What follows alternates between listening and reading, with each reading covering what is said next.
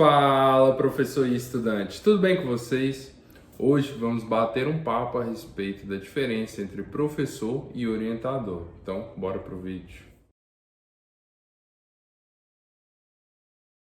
Bom, imagine que a pessoa entrou ali na graduação ou entrou para fazer um mestrado, doutorado, enfim, tá? E ela vai ter que apresentar um trabalho, seja dissertação, seja tese, ou seja só um artigo científico, tá?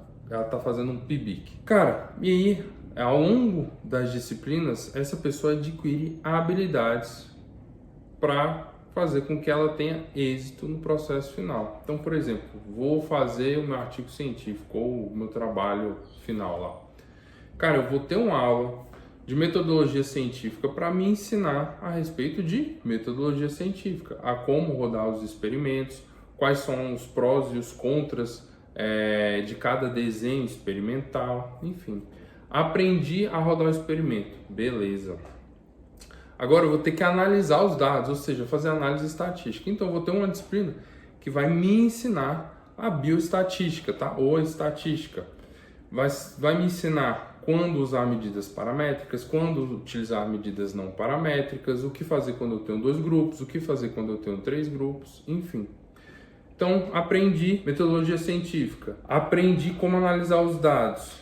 Cara, agora eu tenho que aprender a como escrever isso. Então, eu posso ter uma disciplina de redação científica, escrita científica, eu posso ter uma metodologia científica 2, enfim, cada faculdade chama de um jeito, tá?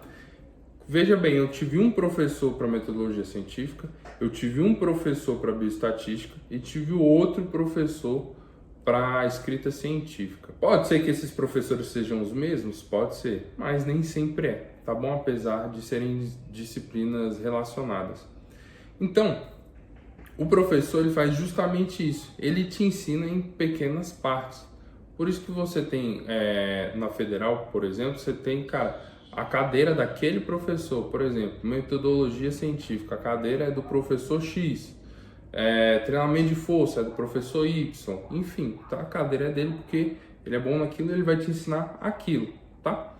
Cara, já pensou se o seu orientador, quando você é escolhido por ele, ou você escolhe ele, enfim, tem que te ensinar cada uma dessas coisas. Você vai ficar um semestre para aprender redação científica, um semestre para aprender metodologia científica, um semestre para aprender escrita científica. Cara, você quer que um único professor, no caso seu orientador, te ensine 3 disciplinas ou te ensine o que você iria aprender em 3 semestres ou 1 ano e meio? É bem complicado isso, né, pessoal? Então, muita gente acha que, cara, o trabalho do orientador é a mesma coisa que o professor, só que não é, tá bom? Não é. Isso tem que ser muito levado em consideração. O professor vai te ensinar habilidades específicas de acordo com a disciplina dele. O orientador vai, a partir do seu conhecimento que você adquiriu nas disciplinas, te encaminhar ou te mostrar o caminho de qual seria a melhor decisão a se tomar. Ou vai mostrar as possibilidades, devido ao conhecimento que ele já tem, devido à experiência que ele já tem, as possibilidades que você pode ter. Eu gosto de usar o seguinte exemplo na área da saúde aqui. Imagina que a pessoa tem um cirurgião que vai fazer um implante mamário em uma paciente, tá? Botar silicone numa mulher. Então, eu tenho como fazer o silicone aqui pela auréola do peito.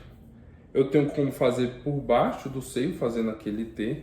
Eu tenho como pôr pela axila e eu tenho como pôr pelo umbigo. Então, eu tenho 1, 2, 3, 4 formas de fazer um implante mamário, tá? No caso, silicone. Cara, imagina que você vai ter uma disciplina que vai te ensinar um jeito, outra disciplina que vai te ensinar outro, outra e outra. Então, você vai ter 4 disciplinas que vão te ensinar isso, tá? Só fazendo uma analogia. Então, você tem um professor para cada tipo de corte que você vai fazer, tá? Ou o caminho que você vai utilizar para fazer o implante mamário. E aí, você tem 4 professores. O seu orientador, que é ele vai pegar o seu conhecimento das 4 disciplinas que você fez, vai se reunir com você e vai falar, olha, tem a paciente Y ali, qual o caminho, qual o método que você vai utilizar para fazer o implante mamário nela? Ah, eu vou utilizar, por exemplo, o T. Aí ele vai perguntar para você por que o T e por que não, por exemplo, por baixo da axila. E aí, com base nos seus conhecimentos, você vai explicar para ele por que é mais interessante para aquela paciente você fazer de um jeito e não de outro. E aí entram as outras variáveis, por exemplo, talvez não seria mais interessante fazer do jeito X ao invés do jeito Y, por exemplo, não seria mais interessante fazer pelo umbigo do que pela axila, devido talvez à idade da paciente, ou devido a paciente sentir dores ali, ou devido, por exemplo, ela já ter tido alguma lesão na axila, ou ao contrário, a paciente poderia ter alguma lesão nessa região aqui da barriga e seria mais interessante fazer pela axila. Enfim, o orientador vai fazer justamente isso. Ele vai discutir com você, vai trazer hipóteses, vai meio que testar o seu conhecimento a respeito desse procedimento, desse método, tá bom? Deu para vocês entenderem 4 formas de você fazer implante mamário. Ele vai perguntar por que essa, por que não essa, devido à situação da paciente, não seria melhor fazer dessa maneira ao invés dessa maneira? A recuperação para essa paciente que é mais, vamos supor, mais velha, não é melhor fazer dessa maneira do que dessa maneira? Então ele vai trazer questionamentos devido ao conhecimento e à experiência que ele tem. Então, ou seja, você vai vir com 4 ferramentas e ele vai te ajudar a escolher uma delas. Ele não vai te ensinar como fazer cada uma delas. Deu para vocês entenderem?